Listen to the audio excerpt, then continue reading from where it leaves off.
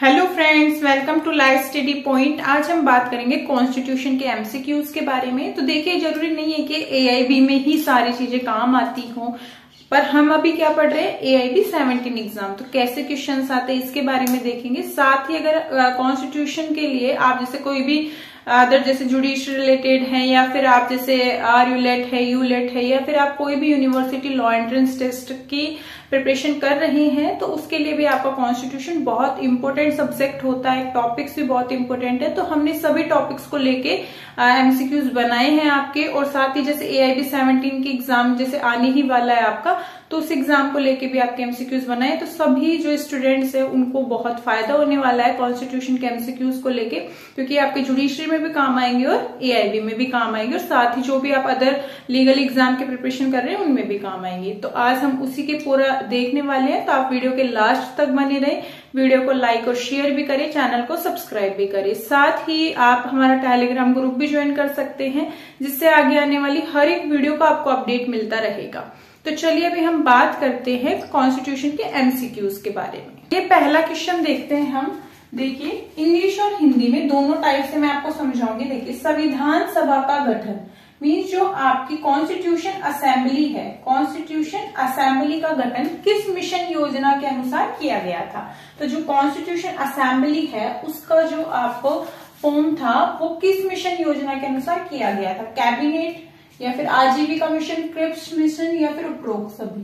तो देखिए, cabinet mission योजना के अनुसार किया गया था कॉन्स्टिट्यूशन असेंबली का गठन। ठीक है, अब ये याद रखना है आपको कि कॉन्स्टिट्यूशन असेंबली थी, उसका किसने बनाया, किसने गठन किया, कैबिनेट मिशन योजना ने। ठीक है, अब सेकंड देखो, आपातकाल मीन्स इमरजेंसी है। इमरजेंसी के दौरान कौन से संविधान संशोधन मीन्स अमेंडमेंट द्वारा प्रस्तावना में समाजवादी, धर्मनिरपेक्षता और अखंडता शब्द जोड़े। आप देखिए, इमरजेंसी में जो कॉन्स्टिट्यूशन था आपका, उसमें संशोधन मीन्स अमेंडमेंट के दौरान प्रियम्बल, प्रस्तावना मीन्स प्रियम्बल में समाजवादी, धर्मनिरपेक्षता और अखंडता शब्द जोड़े गए थे। किसमें? देखिए, 92 जब कॉन्स्टिट्यूशनल अमेंडमेंट हुआ था 1976 में, 42 जो अमेंडमेंट हुआ था 1976 उसमें, या फिर 32 हुआ था 1986 उसमें, या 42 जो कॉन्स्टिट्यूशनल अमेंडमेंट हुआ था 1986 उसमें। तो ये आप याद रखिए, 42 कॉन्स्टिट्यूशनल अमेंडमेंट 1976 में। ठीक है, थर्ड क्वेश्चन देखिए, भारतीय संविधान का अभिभावक कौन है। तो ये बहुत इंपॉर्टेंट है, क्योंकि ये बहुत सारे ऐसे उलझाने वाले क्वेश्चंस आते हैं कॉन्स्टिट्यूशन में, क्योंकि इसमें क्या है, पॉलिटी भी है। याद रखिए, पॉलिटी भी है। तो देखिए, जो संविधान है उसका पेरेंट्स किसको माना जाता है, अभिभावक किसको माना जाता है। तो जो कॉन्स्टिट्यूशन है, संविधान सभा, सुप्रीम कोर्ट, पार्लियामेंट, या फिर हाई कोर्ट। तो ये देखिए, constitution assembly, supreme court, parliament या हाई कोर्ट। तो ये आपका सुप्रीम कोर्ट को माना जाता है इसका पेरेंट्स कॉन्स्टिट्यूशन का। ठीक है, वहीं पे ही सारी चीजें अप्लाई करता है। अब देखिए, फोर्थ, भारत के संविधान का अनुच्छेद धार्मिक मामलों के प्रबंधन की स्वतंत्रता से संबंधित है। तो जो भारत का जो कॉन्स्टिट्यूशन है हमारा, उसके ऐसे कौन से आर्टिकल में धार्मिक मामलों मीन्स रिलीजन होता है, जो हमारा रिलीजियस है उसके मामलों के प्रबंधन की स्वतंत्रता है। ठीक है, तो कौन सा ऐसा है, 26 आर्टिकल। तो 26 आर्टिकल है। आप देखिए, इसमें ऑप्शंस तो है, 21 है, 21 में क्या है आपका, लाइफ, लिबर्टी है। 51 में क्या है आपका, ये आप मुझे कमेंट में बताएंगे, और ये कौन से पार्ट में है ये भी बताएंगे। ठीक है, और डी है कोई नहीं, तो आपका क्या आएगा, 26। अब बात क्या बोलता है, देखिए, जो 100वां संविधान संशोधन हुआ था, मतलब 100 कॉन्स्टिट्यूशनल अमेंडमेंट हुआ था, वो हमें क्या प्रदान करता है, मतलब वो क्यों हुआ था।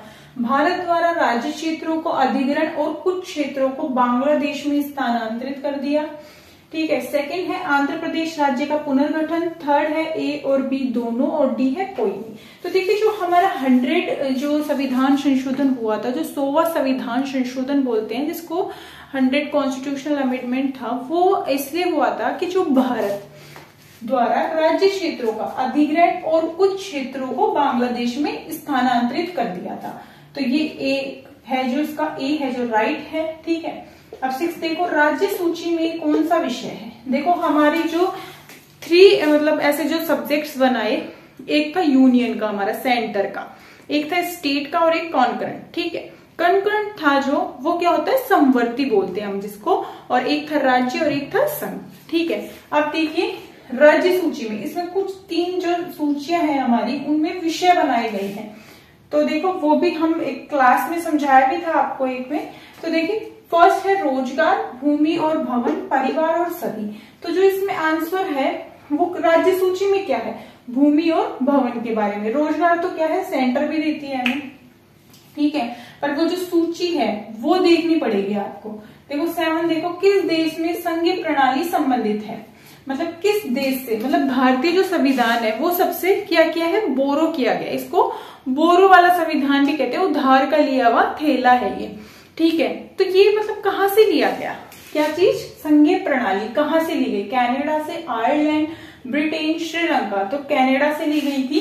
ठीक है, 8 देखिए, अनुसूचित जनजातियों के लिए लोकसभा में कितनी सीट आरक्षित है, 47, 29, 31 और 52।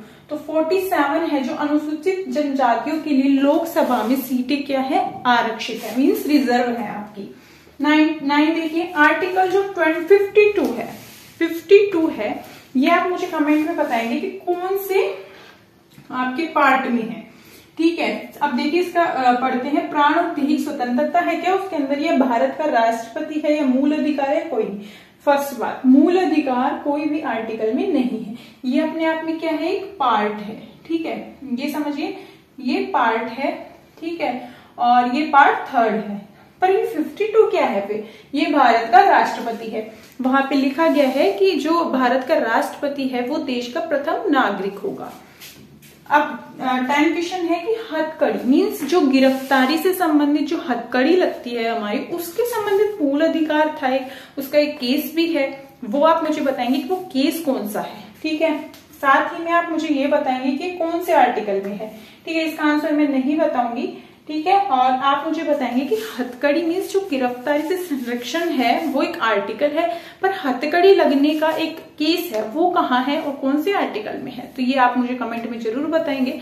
साथ ही आप टेलीग्राम ग्रुप भी ज्वाइन करें, वहां पे आपको डेली रूटीन लॉ की अपडेट मिलती रहती है।